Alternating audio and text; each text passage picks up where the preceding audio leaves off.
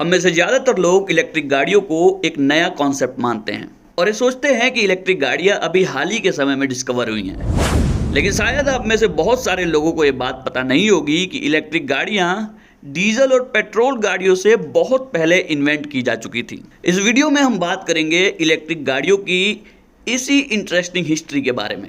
कैसे इलेक्ट्रिक गाड़ियों की डिस्कवरी हुई, कैसे वो पॉपुलर हुई और बहुत ज़्यादा पॉपुलर होने के बाद कैसे उनका डार्क एज आया और फिर कैसे बाद में इनका पुनर्जन्म हुआ।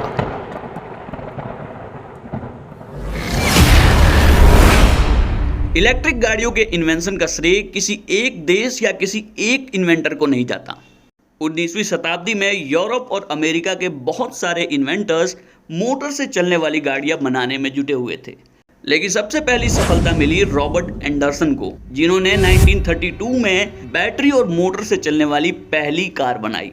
लेकिन ये कार मोबिलिटी के लिहाज से बिल्कुल भी एप्रोप्रिएट नहीं थी और 1880s तक ऐसे ही बहुत सारे छोटे मोटे इन्वेंशन चलते रहे। इलेक्ट्रिक गाड़ियां बनती रहीं, लेकिन उनमें से कोई भी कार बहुत ज़्यादा पॉपुलर नहीं हो पाई। इसके बाद 1881 में फ्रेंचमैन गुस्ताव ने एक ऐसी इलेक्ट्रिक व्हीकल बनाई जो थोड़ी बहुत पॉपुलर हुई। ये व्हीकल दरअसल लेड एसिड बैटरी से चलने वाली एक ट्राई साइकिल थी, जिसे 0.1 हॉर्स पावर के मोटर से ड्राइव मिलती थी। और उसके बाद कुछ ब्रिटिश रिसर्चर्स ने भी एक ऐसी ही कार बनाई, लेकिन ये कारें कम रेंज होने के कारण लोगों का ध्यान नहीं खींच पाई।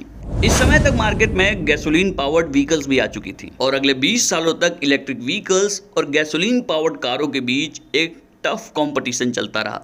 उस समय यूरोपियन कंट्रीज अमेरिका के मुकाबले काफी ज्यादा डेवलप थी। वहां का रोड नेटवर्क बेहतरीन था और वहां के लोग गाड़ियों से लंबी दूरी की यात्राएं करना चाहते थे और यही कारण था कि उस समय यूरोप में इलेक्ट्रिक कारें बहुत ज़्यादा पॉपुलर नहीं हो पाई। लेकिन अमेरिका, जहां पे रोड्स का नेटवर्क इतना ज़्यादा अच्छा नहीं था और इंटरसिटीज़ रोड की हालत और ख़राब थी, वहां पे इलेक्ट्रिक गाड़ियां डेवलप होती रहीं और धीरे धीरे लोगों के बीच इनका क्रेज बढ़ता रहा। और फिर हुई इलेक्ट्रिक गाड़ियों के इतिहास की सबसे इंटरेस्टिंग घटना, जब जेम्स कॉन्टेंट द्वारा बनाई गई एक इलेक्ट्रिक कार ने हाईएस्ट स्पीड का रिकॉर्ड ब्रेक किया और दुनिया की पहली ऐसी कार बनी जिसने 100 किलोमीटर पर आवर की स्पीड अटेन की। इसके बाद इलेक्ट्रिक कारों के पॉपुलैरिटी में काफी ज्यादा इजाफा हुआ और फिर आया इलेक्ट्रिक गाड़ियों का गोल्डन पीरियड। ये 1900s का वो समय था जब अमेरिका में 1/3 व्हीकल्स इलेक्ट्रिक थी और यहाँ तक कि अमेरिका और ब्रिटेन में इलेक्ट्रिक कैब्स की फ्लीट भी चला करती थी। इन गाड़ियों को ना तो मैनुअल स्टार्ट करना पड़ता था और ना ही इनसे बदबूदार धुआं निकलता था। इनके क्वाइट ऑपरेशन, इजी हैंडलिंग और एमिशन लेस होने के कारण लोगों में इनके प्रति इंटरेस्ट पैदा होने लगा। और तो और इनमें गियर शिफ्ट करने की भी जरूरत नहीं थी, जिसके कारण महिलाएं भी इन गाड़ियों को बहुत आसानी से ड्राइव कर सकती थीं। ये वो समय था जब अमेरिका और यूरोप में बहुत बड़े बड़े इन्वेंटर्स और बिजनेसमैन इलेक्ट्रिक गाड़ियों में इंटरेस्ट लेने लगे और ऐसा कहा जाता है कि इवन एडिसन को भी इलेक्ट्रिक गाड़ियों का कॉन्सेप्ट बहुत अच्छा लगा और वो भी फोर्ड मोटर के साथ मिलकर इलेक्ट्रिक व्हीकल्स पे काम करना चाहते थे।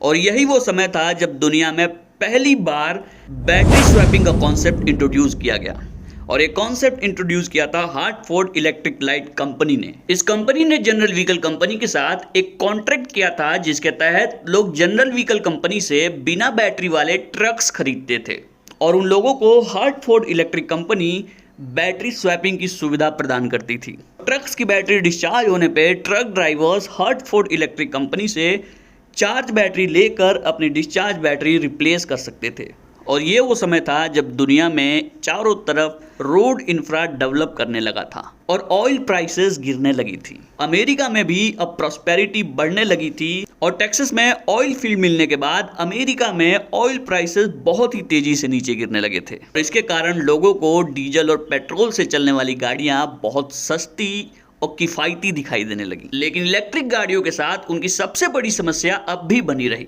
और वो थी उनकी बैटरीज की शॉर्ट रेंज। और इसी समय फोर्ड ने भी अपनी famous car model T launch की, जो कि उस समय के हिसाब से काफी ज्यादा एडवांस, किफायती और कंफर्टेबल थी। इन्हीं कारणों से इलेक्ट्रिक व्हीकल की पॉपुलैरिटी धीरे धीरे घटने लगी और फिर वो समय आया जिसे इलेक्ट्रिक गाड़ियों का डार्क एज कहा जाता है। ये टाइम था 1930 से 1960s तक, जब गैसोलीन की प्राइसेस कम होने के कारण लोग फ्रीली अपने डीजल और पेट्रोल से चलने वाली गाड़ियों को चला सकते थे। और रोड नेटवर्क्स डेवलप हो जाने के कारण लोग अपने गाड़ियों से अब ज़्यादा पावर और ज़्यादा रेंज चाहते थे। और इस पूरे 30 साल के पीरियड में इलेक्ट्रिक व्हीकल्स पे कोई चर्चा नहीं हुई। उसके बाद इलेक्ट्रिक गाड़ियाँ दोबारा चर्चा में आई 1960s के दौरान, जब ऑयल प्राइसेस बढ़ने लगे और इन्वायरमेंट कंसर्न्स भी बढ़ने लगे। फिर धीरे धीरे बहुत सारी कंपनियों ने इलेक्ट्रिक व्हीकल के फील्ड में दोबारा से काम करना शुरू किया। और इवन नासा ने भी अपने मून मिशन के लिए इलेक्ट्रिक रोवर का प्रयोग किया, जिससे इलेक्ट्रिक गाड़ियों की पॉपुलैरिटी और बढ़ी। लेकिन इलेक्ट्रिक गाड़ियों के साथ जो सबसे बड़ी समस्या थी वो अभी भी बनी रही, और वो थी इनकी बैटरीज की शॉर्ट रेंज। और उसके बाद समय आया 1990s का, जब अमेरिका में एमिशन लॉज काफ़ी स्ट्रिक्ट हो गए। इस समय बहुत सारी कार कंपनियां इलेक्ट्रिक गाड़ियों पे फोकस करने लगी, और बहुत सारी कंपनियों ने बहुत बेहतरीन इलेक्ट्रिक मॉडल्स लॉन्च किए, जिनमें सबसे मेन था जनरल मोटर्स का EV1। उस समय इन कारों का प्रोडक्शन कॉस्ट बहुत ज़्यादा होने के कारण जनरल मोटर्स ये कारें कस्टमर्स को बेचने के बजाय उन्हें लीज पे देती थी।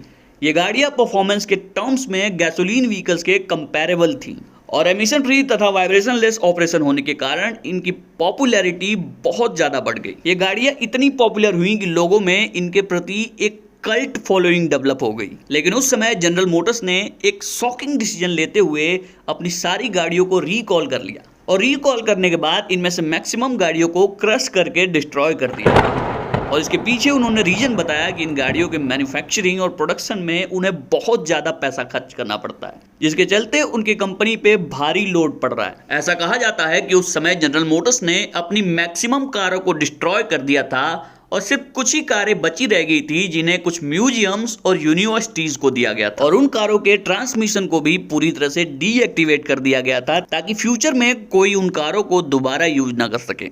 इस शॉकिंग घटना के बाद 1997 में इलेक्ट्रिक गाड़ियों के हिस्ट्री में दोबारा एक इंटरेस्टिंग मोड़ आया, जब टोयोटा ने पहली बार एक हाइब्रिड कार लॉन्च की। ये कार बैटरी और इंजन दोनों से चलाई जा सकती थी, और हाइब्रिड पावर सोर्सेज होने के कारण इनमें रेंज की भी समस्या नहीं थी, जिसके कारण ये गाड़ियां भी काफी पॉपुलर हुई। और बहुत सारे बड़े लोगों और इवन सेलिब्रिटीज ने भी इन कारों को प्रमोट किया। और फिर सन 2006 में सिलिकॉन वैली के एक छोटे से स्टार्टअप टेस्ला मोटर्स ने लग्जरी इलेक्ट्रिक कारें बनाने का दावा किया, और उसके बाद टेस्ला ने अपनी पहली इलेक्ट्रिक कार रोडस्टर लॉन्च की, जिसकी रेंज 200 माइल्स से भी ज्यादा थी। फिर साल दर साल टेस्ला ऐसे ही बेहतरीन इलेक्ट्रिक कारें लॉन्च करती रही, जिनकी परफॉर्मेंस आईसी इंजन कारों से भी बेहतरीन थी। इन गाड़ियों की जबरदस्त परफॉर्मेंस और टेस्ला के CEO एलन मस्क की बेहतरीन ब्रांड इमेज ने इन कारों को अमेरिका और दुनिया के दूसरे देशों में बहुत पॉपुलर बना दिया।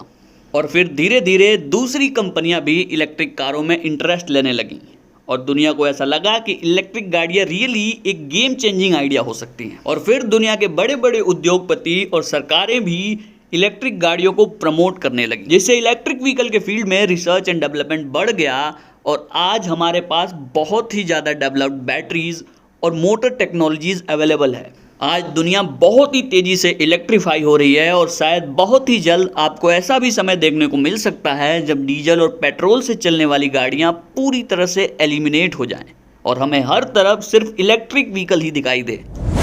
तो कैसी लगी आपको ये वीडियो, हमें कमेंट बॉक्स में लिख के जरूर बताइए, और इलेक्ट्रिक व्हीकल्स के बारे में ऐसी ही बेहतरीन वीडियोस देखते रहने के लिए हमारे चैनल को सब्सक्राइब कीजिए।